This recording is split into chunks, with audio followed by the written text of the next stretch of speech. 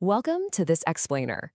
Today, we're diving into the completely magical folklore and the highly practical science behind two everyday household items that you probably have sitting in your kitchen right this very second. We are reclaiming some deeply forgotten knowledge today, and it's going to save you both time and money. We're taking a journey from ancient religious rituals all the way to a cold November evening in an Amish kitchen in Pennsylvania, just to uncover a secret that modern cleaning companies really hope you never figure out. So, why on earth did housewives in 1846 pour salt on their brooms? Well, let's look at this bizarre historical practice. If you were to visit a plain household in Lancaster County today, you might see a grandmother named Mrs. Stoltz finish sweeping her kitchen, carry her broom to a shallow tin pan by the back door, sprinkle coarse salt straight onto the bristles, and then literally lean it head down into the salt overnight. And if you ask her why she does this, she'll probably just look at you like you asked why the sun comes up and simply say, because it sweeps right. Now, I know it sounds like an old wives' tale, just some quirky habit passed down through the generations. But as we're going to see, Mrs. Stultz is actually tapping into a brilliant piece of household engineering. What's absolutely fascinating is how these two incredibly mundane items carry such immense cultural weight across the globe. You see, long before we understood the science of germs and static electricity, our ancestors instinctively understood that brooms and salt possess this unique power to alter a space. Think about it. In the 19th century, European couples who couldn't afford a wedding would jump the broom to signify their marriage. Over in Japan, Shinto sumo wrestlers still throw handfuls of salt to purify the ring of malevolent spirits before a match. The Aztecs even worshipped a goddess named Huixtociguatl, who was banished to the salt beds where she discovered how to harvest it. From leaning a broom by the door to force a passing witch to stop and count its bristles, to using salt and feng shui to absorb negative energies, human history is literally saturated with this belief. Brooms sweep away troubles, and salt preserves purity. Okay, let's move into Section 1, the broom's flat revolution. From bundled sticks to shaker ingenuity. To really get this, we have to understand how the broom evolved. For thousands of years, brooms were literally just round bundles of sticks or reeds known as besoms. And honestly, they mostly just pushed dirt around. But then, in the 1790s, a Massachusetts farmer started using sorghum vulbare, a plant known as broom corn, which actually captured the dirt, a total game changer. Then, the efficiency-obsessed shakers had this massive revelation. They clamped those round bristles into a vise and stitched them flat.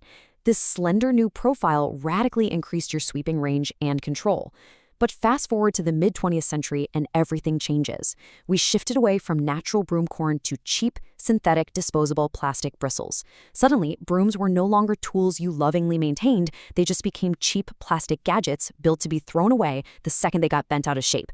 But get this. Long before the chemical cleaning aisle ever existed, Victorian women already knew the secret to preserving these flat brooms and keeping them sweeping perfectly clean. Just look at this quote from an 1846 household manual. The women running homes back then didn't have fancy store-bought sprays, right? They knew that if you treated a new broom with salt, it would last for years. And while the rest of the country simply forgot this trick and started paying good money to replace their brooms every single spring, Amish communities never stopped doing it. They kept this 1846 instruction alive in their kitchens, passing it down from mother to daughter. Which brings us to Section 2, the science of the secret. Let's demystify the magic of salt.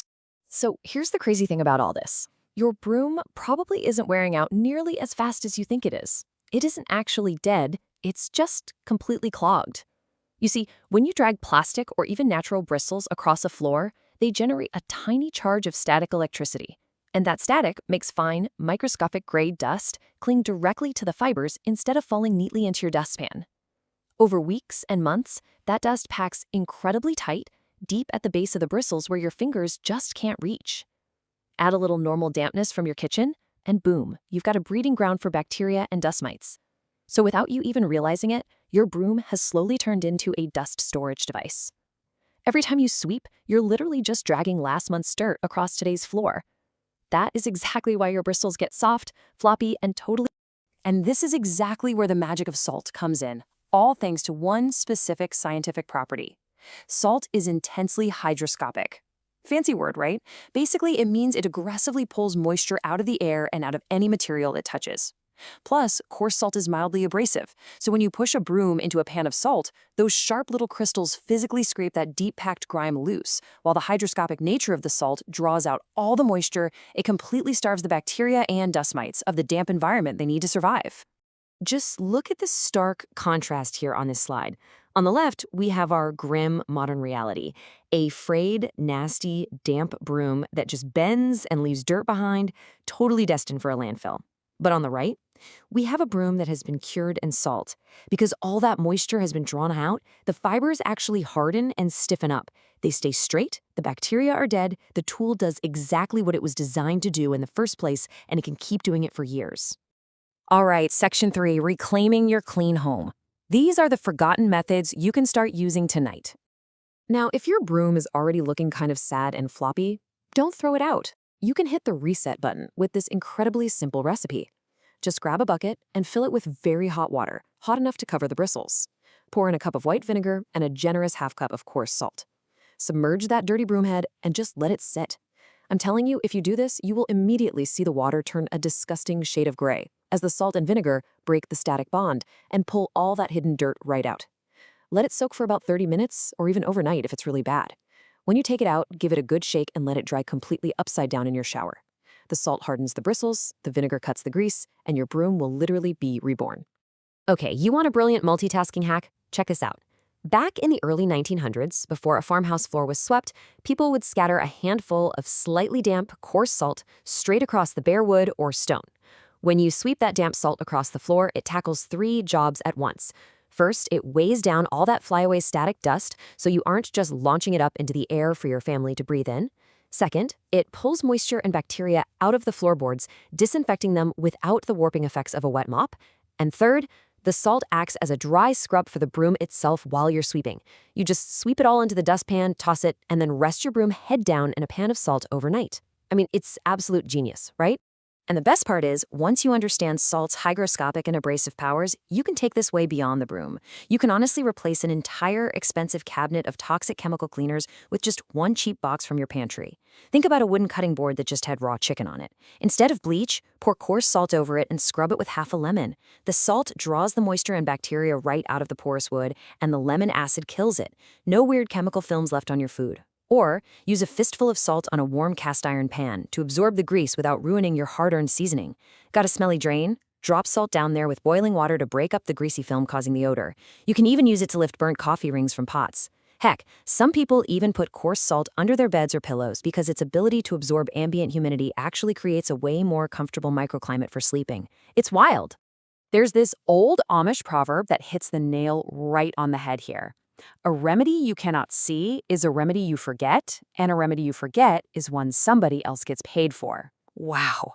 For decades, we've been totally convinced that every single surface in our home needs its own special, brightly colored liquid in a plastic spray bottle. We buy pine scents and artificial citrus fumes thinking that's what clean smells like. But true clean doesn't actually smell like anything. By keeping a simple wooden box of coarse salt visible by your door or on your counter, you're empowering yourself to finally step off that endless, expensive treadmill of modern consumer products. So I want to leave you with a bit of a challenge. Tonight, I want you to take your supposedly clean broom, hold it over a white sheet or a piece of paper, and aggressively run your fingers through the bristles. Really get in there. Examine exactly how much fine gray powder falls out of a tool you thought was cleaning your home. Try the hot water, vinegar, and salt soak. Try sweeping with a handful of damp salt tomorrow morning. Test this explainer's secret out for yourself and take back control of your home's hidden history. Thanks so much for joining me on this explainer, and hey, happy sweeping!